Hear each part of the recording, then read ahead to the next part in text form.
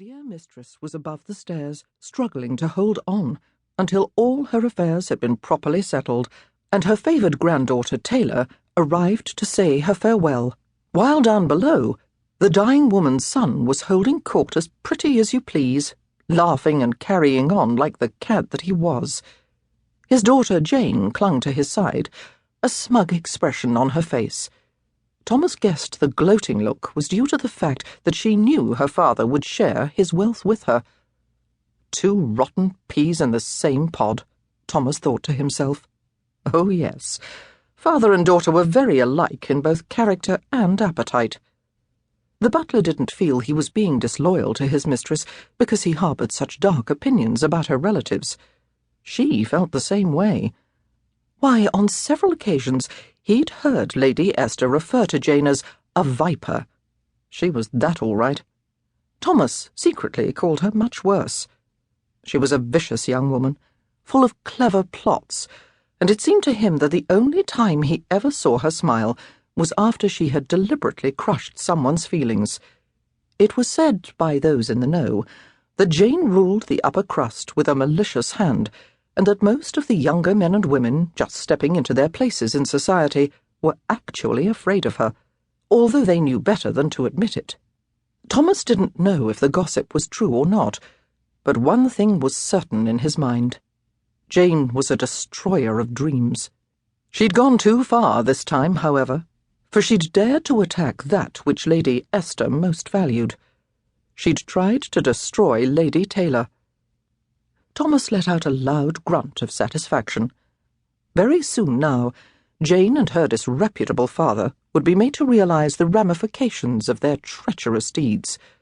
Dear Lady Esther had been too occupied with ill health and family losses to notice what was going on.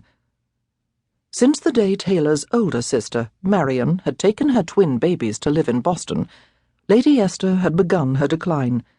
She'd been failing ever since. Thomas believed the only reason she hadn't completely given up was because she was determined to see the child she'd raised as her own daughter married and settled first. Taylor's wedding had been cancelled, thanks to Jane's interference. A bit of good came out of the god-awful humiliation, however. Lady Esther finally had her eyes opened. She used to be a forgiving woman until this latest outrage. Now she was just plain vindictive. Where in heaven's name was Taylor? Thomas prayed she would arrive in time to sign the papers and say her farewell to her grandmother. The servant paced and fretted for several more minutes.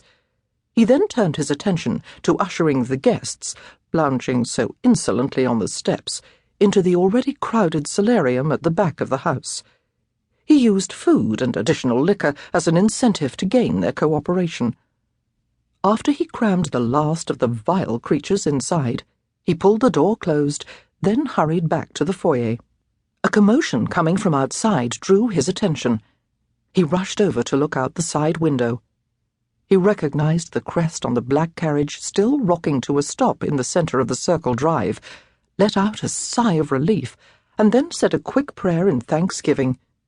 Taylor had finally arrived. Thomas looked into the salon to make certain both the Earl and his daughter were still occupied with their friends. Since their backs were turned to the entrance, he hurried over to shut the salon doors. If luck stayed on his side, he would be able to get Taylor across the foyer and up the stairs before her uncle or cousin noticed. Taylor was threading her way through the crowd of opportunists camped out on the drive when Thomas opened the door. He was pleased to notice she completely ignored the scoundrels trying to gain her attention.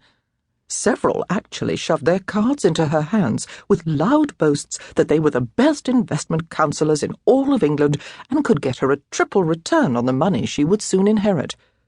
All she needed to do was hand the inheritance over to them. Thomas was disgusted by their theatrics. If he had had a broom handy, he would have gone after the rabble.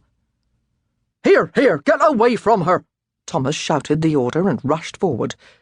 He latched onto Taylor's elbow in a protective gesture and glared over his shoulder at the offenders while he escorted her through the doorway. "Criminals, if you ask me, every one of them," he muttered. Taylor was in full agreement with his pronouncement.